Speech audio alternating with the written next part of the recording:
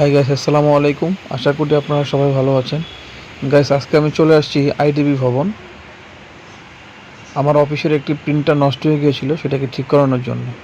তো আমি আস্তে আস্তে আইডিবির ভিতরে ঢুকে যাচ্ছি, আপনারা দেখতে পাচ্ছেন। এটা হচ্ছে আইডিবি ভবনের ভিতরের গেট দিয়ে ঢুকলেই এই অংশটা। অনেক বড় একটা স্পেস পাবেন আপনারা নিচে এখানে।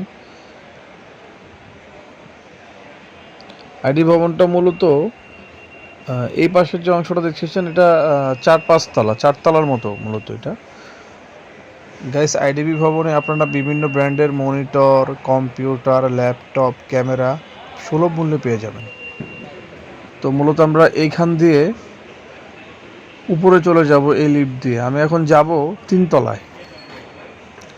যে দোকান থেকে আমি আমার প্রিন্টারটি কিনেছিলাম, সেই দোকানেই মূলত আমি আগে এটা নিয়ে যাব, দেখি ওরা সার্ভিসিং করতে পারে কিনা। ওদের সাথে আমি কথা বলেছি, তো ওরা বলেছে যে আপনার প্রিন্টারটা নিয়ে আসেন, আমি দেখব। তো আমি আস্তে আস্তে লিফটে দিয়ে আমি উপরে উঠে যাচ্ছি। এই সেই দোকান, যে দোকান থেকে আমি প্রিন্টারটা কিনেছিলাম। মূলত এরা ক্যাননের অফিসিয়াল ডিস্ট্রিবিউটর আর কি।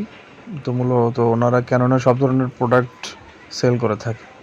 তো ওনাদেরকে আমি দেখালাম, তো দেখানোর পরে ওনারা বললো যে ভাই, এটাতে কিছু প্রবলেম আছে, এটা সফটওয়্যার দিতে হবে। তো এটা আমার এখান থেকে না, আমাদের নিচে সার্ভিসিং সেন্টার আছে।